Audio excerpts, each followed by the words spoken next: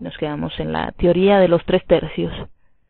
Imaginemos que cada uno recibe una parcela abandonada de tierra, llena de maleza. Solo tenemos agua, alimentos, herramientas, pero ningún libro disponible, ningún viejo que sepa cómo se hace.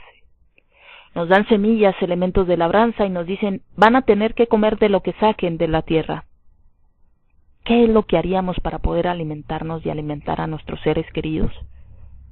Lo primero que haríamos sería desmalezar, preparar la tierra, removerla, airearla y hacer surcos para sembrar.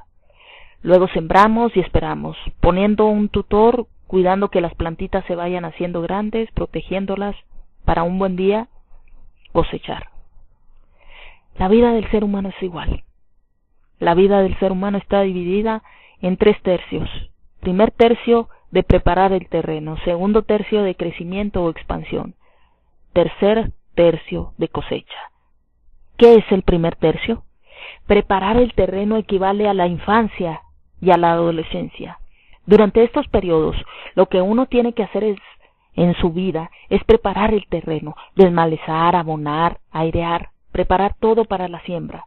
¿Qué error sería querer cosechar antes de desmalezar? Cosecharíamos basura, no serviría para nada. ¿Qué es el segundo tercio? El crecimiento o expansión equivale a la juventud y a la adultez. Habrá entonces que plantar la semilla, regarla, cuidarla, hacerla crecer. Este es el tercio de la siembra, del desarrollo. ¿Qué error sería desmalezar y seguir preparando el terreno cuando es tiempo de sembrar? ¿Qué error sería querer cosechar cuando uno está sembrando? No cosecharía nada. Cada cosa hay que hacerla en su tiempo. ¿Qué es el tercer tercio? La cosecha equivale a la madurez. ¿Qué error sería en tiempo de cosecha querer seguir sembrando? ¿Qué error sería cuando uno tiene que cosechar, ocuparse de hacer crecer y de engrandecer? Porque este es el tiempo de la recolección, la hora de recoger los frutos, y si no se cosecha en este tiempo, no se cosecha nunca. ¿Cuánto dura cada tercio? Lógicamente esto depende del tiempo que va a durar nuestra vida. Cuando nuestros ancestros vivían entre 35 y 40 años como promedio y con toda la suerte, entonces un tercio era 13 años. La juventud y la adultez se desarrollaban entre los 12 y los 18 años y la madurez se alcanzaba a los 25. Cuando a principios de siglo nacieron nuestros padres, la expectativa de vida era de 60 años. Así la duración de los tercios se fue modificando. Cuando uno deja de ser un adolescente, les dice, o sería bueno que les dijera a sus padres, a partir de ahora dedíquense a ustedes, porque de mí me ocupo yo. Uno tiene que aprender a hacerse cargo de sí mismo, aprender a responsabilizarse de uno mismo, aprender la autodependencia. Aquellos hijos que no terminan de deshacerse, que se quedan prendidos de los padres sin animarse a subir el trampolín y saltar, en parte lo hacen por una responsabilidad de los padres, que no supieron enseñarles a hacerlo, y en parte por una responsabilidad de ellos. Los padres tendrán que mostrar a estos hijos, aunque sea tardíamente, que deben soltarse, que uno no está para siempre. Con mucho amor y mucha ternura estos padres deberán entornar la puerta y pegarles una patada en el culo, porque en algún momento los padres tienen que aprender a hacer esto si es que los hijos no lo hacen. Habitualmente los hijos aprenden y se van solos, pero si no lo hacen, lamentablemente, en beneficio de ellos y nuestro, será bueno empujarlos a que abandonen esa dependencia. Estoy harto de ver y escuchar a padres de mucha edad que han generado pequeños ahorros o situaciones de seguridad con esfuerzo durante toda su vida para su vejez, y que hoy tienen que dilapidarlos a manos de hijos inútiles, inservibles y tarambanas, que además tienen actitudes exigentes respecto de los padres. Me tienes que ayudar porque sos mi papá. Tienes que vender todo porque todo lo que tienes también es mío. Es hora de que los padres sepan las limitaciones que tiene esta historia de su deseo. A veces uno puede ayudar a sus hijos porque quiere, y está muy bien. Pero hay que comprender que nuestra obligación terminó. Qué importante sería ayudar a nuestros hijos a transitar espacios de libertad. Qué importante sería ayudarlos hasta que ellos sean adultos y después que se jodan. y si no han sabido administrar lo que les dejaron, y si no han podido vivir con lo que obtuvieron, y si no saben cómo hacer para ganarse la plata que quieren, díganles que pasen a buscar un sándwich cada mañana. La historia de generar la dependencia infinita es siniestra. Me parece a mí que hay un momento para devolver a los hijos la responsabilidad que tienen sobre sus propias vidas, y que uno tiene que quedarse afuera, ayudando lo que quiera, hasta donde quiera, y hasta donde sea conveniente ayudar. A veces no es conveniente ayudar todo lo que uno puede, al máximo, arruinándose la propia vida para ayudarlos a ellos. Me parece que no. A mí me encantaría saber que mis hijos van a poder manejarse cuando yo no esté. Me encantaría. Y por eso quiero que lo hagan antes que me muera, para verlo. Para que pueda, en todo caso, morirme tranquilo, con la sensación de la tarea cumplida. Una vez caminando por la Rambla, encontré en una librería de viejo, una de esas librerías que venden libros usados, viejos y discontinuados, un libro titulado Crecer jugando, de una escritora marplatense, que creo recordar se llama Inés Barredo. Lo compré porque leí las 2 primeras páginas y me pareció espectacular. Confieso que el resto del libro no me pareció tan espectacular, pero ese comienzo me marcó. Fue como eso de estar preparado para que algo suceda, y sucede justo cuando uno está preparado. El libro decía algo así: cuando cumplí 9 años, estaba muy preocupada por saber cuál era el cambio que se iba a producir en mi cuerpo entre los 8 y los 9. Así que me levanté temprano, el día de mi cumpleaños, para ir corriendo al espejo y ver cómo había cambiado. Y me sorprendí, porque no había cambiado nada. Fue una gran defraudación. De modo que fui a preguntarle a mi mamá a qué hora había nacido. Y ella me informó que había nacido a las 4:20. Así fue que desde las 4 hasta las 5 me quedé clavada frente al espejo, mirándome para que se operara el cambio de los 8 a los 9. Pero el cambio no se produjo. Concluí entonces que quizá no habría cambio con de los 8 a los 9. Quizá el cambio sucediera de los 9 a los 10. Entonces esperé ansiosamente un año. Y la noche anterior, al día que iba a cumplir 10, me quedé despierta. No dormí ni un poquito y me quedé frente al espejo para ver cómo amanecía. Y no noté nada. Empecé a pensar que la gente no crecía y que todo eso era mentira, pero veía las fotos de mi mamá cuando era chica, y eso quería decir que ella había sido como yo alguna vez y se había vuelto grande, y entonces no podía explicarme cuándo sucedería ese cambio, hasta que un día me di cuenta de cuál era el secreto. Cuando yo cumplí 9 años, no dejé de tener 8. Cuando yo cumplí 10 años, no dejé de tener 9. Cuando cumplimos 15, tenemos 14 y 12, 11 y 10 y 9 y 8 y 5. Cuando cumplimos 70, tenemos 60 y 50 y 40 y 12, 5 y 3 y 1. ¿Cómo no conservar actitudes de aquellos que fuimos? Digo yo. Si en realidad siguen viviendo dentro de nosotros.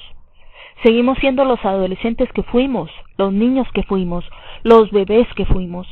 Anidan en nosotros los niños que alguna vez fuimos, pero estos niños pueden hacernos dependientes. Este niño aparece y se adueña de mi personalidad, porque estoy asustado, porque algo me pasa, porque tengo una preocupación, porque tengo miedo, porque me perdí de mi vida. Cuando esto sucede, la única solución es que alguien, un adulto, se haga cargo de mí. Por eso es que no creo en la independencia, porque no puedo negar ese niño que vive en mí, porque no creo que ese niño en verdad se pueda hacer cargo de sí mismo. Creo, sí, que también hay un adulto en nosotros, cuando somos adultos. Él, y no otro adulto, se hará cargo del niño que hay en mí. Esto es autodependencia. Capítulo 3. Significado. ¿Qué quiere decir autodependencia? Supongamos que yo quiero que Fernando me escuche, que me abrace, que esté conmigo, porque hoy no me bastó conmigo, y Fernando no quiere. Fernando no me quiere. Entonces, en lugar de quedarme llorando, en lugar de manipular la situación para obtener lo que él no quiere darme, en lugar de buscar algún sustituto que me necesite, que me tenga lástima, que me odie, que me tema. En lugar de ese recorrido, quizá pueda preguntarle a María Inés, si no quiere quedarse conmigo. Yo no me basto, pero tampoco dependo de Fernando, sino de mí. Yo sé que necesito, y si él no quiere, quizás María Inés. Eso es la autodependencia. Saber que yo necesito de los otros, que no soy autosuficiente, pero que puedo llevar esta necesidad conmigo hasta encontrar lo que quiero. Esa relación, esa contención, ese amor. Y si Fernando no tiene para mí lo que necesito, y si María Inés tampoco, quizá yo pueda seguir buscando hasta encontrarlo. ¿Donde sea? Sí, donde sea. Autodepender significa establecer que no soy omnipotente, que me sé vulnerable y que estoy a cargo de mí. Yo soy el director de esta orquesta, aunque no pueda tocar todos los instrumentos. Que no puedo tocar todos los instrumentos no quiere decir que ceda la batuta. Yo soy el protagonista de mi propia vida, pero atención, no soy el único actor, porque si lo fuera mi película sería demasiado aburrida. Así que soy el protagonista, soy el director de la trama, soy aquel de quien dependen en última instancia todas mis cosas, pero no soy autosuficiente.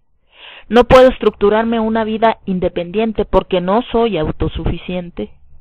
La propuesta es que yo me responsabilice, que me haga cargo de mí, que yo termine adueñándome para siempre de mi vida. Autodependencia significa dejar de colgarme del cuello de los otros. Puedo necesitar de tu ayuda en algún momento, pero mientras sea yo quien tenga la llave, esté la puerta cerrada o abierta, nunca estoy encerrado. Y entonces me olvido de todas las cosas que ya no me sirven. Si la puerta está con llave, si Fernando está en Buenos Aires, si el actor que me secunda querrá o no filmar esta escena, y empiezo a transitar este espacio de autodependencia, que significa me sé dependiente, pero a cargo de esta dependencia estoy yo.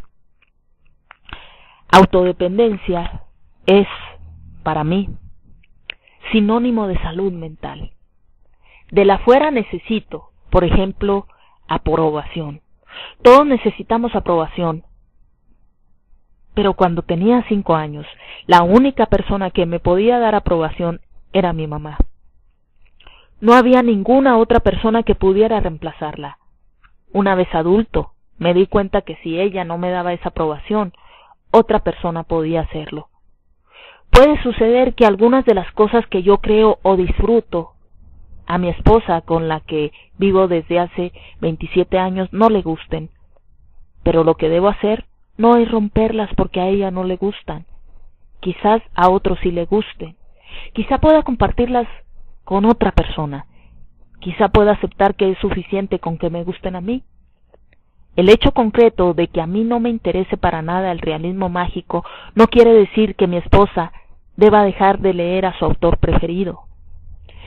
En el peor de los casos, si ella quiere mantener conversaciones sobre los autores que le interesan y yo ni siquiera soporto hablar del tema, deberá buscarse alguna otra persona con quien compartir esas inquietudes. Podrá ir a ver las películas de Richard Gere con alguien que no sea yo, si es que a mí no me interesa Richard Gere. No tendrá por qué someterse al martirio de acompañarme a la ópera si no le gusta, porque siempre puedo ir solo, o invitar a Miguel o a Lita, o a quienes sé que les gusta. Esto significa ser autodependiente. Autodependencia significa contestarse las 3 preguntas existenciales básicas. ¿Quién soy? ¿A dónde voy? ¿Y con quién? Para contestarlas en ese orden, cuidado con tratar de decidir a dónde voy según con quién estoy. Cuidado con definir quién soy a partir de quién me acompaña, porque en ese camino nos vamos a encontrar con la historia de la pareja que está viajando por Europa en uno de esos tours, 8 países en 10 días, Y cuando cruzan un puente sobre un río en medio de una hermosa ciudad, ella pregunta: ¿qué ciudad es esta, viejo? Y él contesta: ¿qué día es hoy? Ella dice: martes. Él cuenta con los dedos y finalmente informa: entonces es Bruselas. No nos sirve este esquema. No puedo definir mi camino desde ver el tuyo, y no debo definirme a mí por el camino que estoy recorriendo. Voy a tener que darme cuenta, soy yo el que debe definir primero quién soy. Al respecto, yo suelo decir que contestarse esas preguntas determina la diferencia entre un ser humano, un individuo o una persona, porque estos son tres conceptos diferentes. Cuando nacemos todos somos seres humanos, es decir, pertenecientes al género humano. Como tales, somos todos iguales. A medida que crecemos, vamos desarrollando en nosotros parte de lo que traíamos como información genética. Nuestro aspecto físico, nuestras fortalezas, nuestras debilidades y una parte de nuestra forma de encarar la vida, es decir, nuestro temperamento. Al nacer solo somos seres humanos. Este temperamento, que al principio es idéntico o parecido a millones de otros, con la experiencia, la historia personal, nos transforma en el individuo que cada uno de nosotros va a ser. Individuo quiere decir indiviso, alude a la unidad que cada uno de nosotros es, pero también quiere decir único, en el sentido de especial. Seres humanos somos todos, de nacimiento, y como seres humanos tenemos ciertas características comunes: un corazón con 2 aurículas, 2 ventrículos, un cerebro, etc. Pero como individuos hay cosas que son únicas y nos pertenecen a nosotros. El proceso de crecimiento implica la toma de conciencia de la interacción entre este temperamento y la realidad para transformar mi manera de ser en una manera particular de ser, en una manera individual de ser. Nos vamos sabiendo diferentes, vamos dejando de parecernos a todos.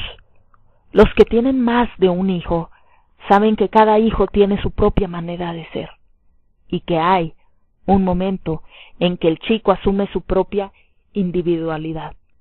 Sabe lo que significa yo y sabe que yo es diferente de otros. Sabe que al hermano le gusta el caballo de la calecita y a él el helicóptero, que él prefiere viajar del lado de la ventanilla y al hermano le gusta siempre el lugar del medio. Empieza a discriminarse en el sentido de separarse y diferenciarse de la afuera. Este ser humano discriminado y separado de los otros se llama individuo, pero no alcanza con ser un individuo para ser una persona. Ser una persona es más todavía. Casi todos los seres humanos que conozco han llegado a ser individuos. Pocos han llegado a ser personas.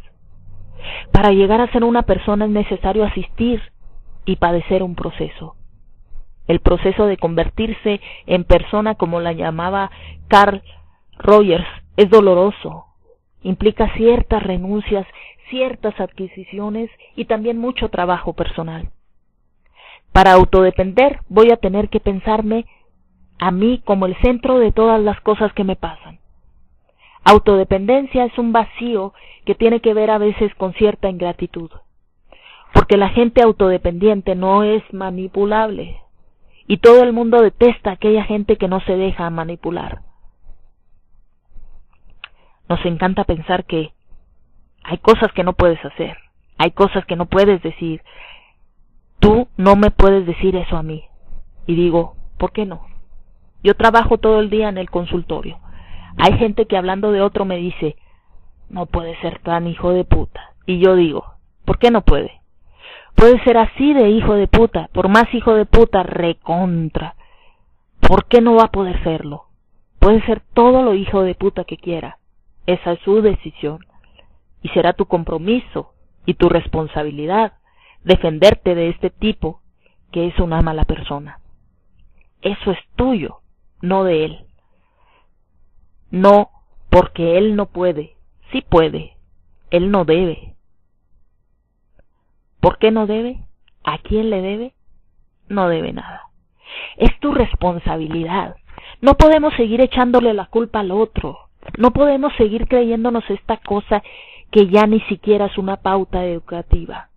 Entonces lo que te digo con la palabra autodependencia es, puedo pedirte ayuda, pero dependo de mí mismo. Dependo de mis partes más adultas para que se hagan cargo del niño que sigo siendo. Dependo de mis partes más crecidas para que se hagan cargo de mis aspectos más inmaduros. Dependo de ocuparme de mí. Dependo de poder ocuparme de ser capaz de depender del adulto que soy sin miedo a que me vaya a abandonar. Lo que pasa con la gente que sufre es que ha sido abandonada de sí misma. Ha padecido el abandono de sus partes adultas. Sus niños han quedado a la deriva, sin nadie que los contenga, y han tenido que ir a buscar por ahí, a cualquier lado, ayuda, y más que ayuda, dependencia. Este es un proceso absolutamente reversible, siempre, siempre. Tengo que poder darme cuenta que hay un adulto en mí que tiene que hacerse cargo de ese niño en mí. Después de poder depender de mí, después de saber que me tengo que hacer cargo de mis aspectos dependientes, recién entonces buscar al otro, para poder ayudarte, pedirte, ofrecerte, para poder darte lo que tengo para darte y para poder recibir lo que tú tengas para darme. Primero voy a tener que conquistar este lugar, el lugar de la autodependencia. Y ya que dependo de mí, voy a tener que concederme a mí mismo algunos permisos, si quiero ser una persona. Y digo concederme a mí mismo, y digo que te concedas a ti mismo, y digo que cada uno haga lo propio. Porque no hablamos del señor que cometió un error y está preso, de la pobre mujer descerebrada que está en una cama del hospital, ni del hombre que agoniza víctima de una enfermedad terminal. Hablamos en verdad de nosotros, de los permisos que Virginia Satir llamaba inherentes a ser persona. Cualquiera que no ostente alguno de estos 5 permisos no es una persona. Y uno se pregunta, ¿qué es si no es una persona? Será con toda seguridad un ser humano, tal vez también un individuo, pero una persona no. Porque como dije anteriormente, ser persona es mucho más. Vamos a ver estos 5 permisos.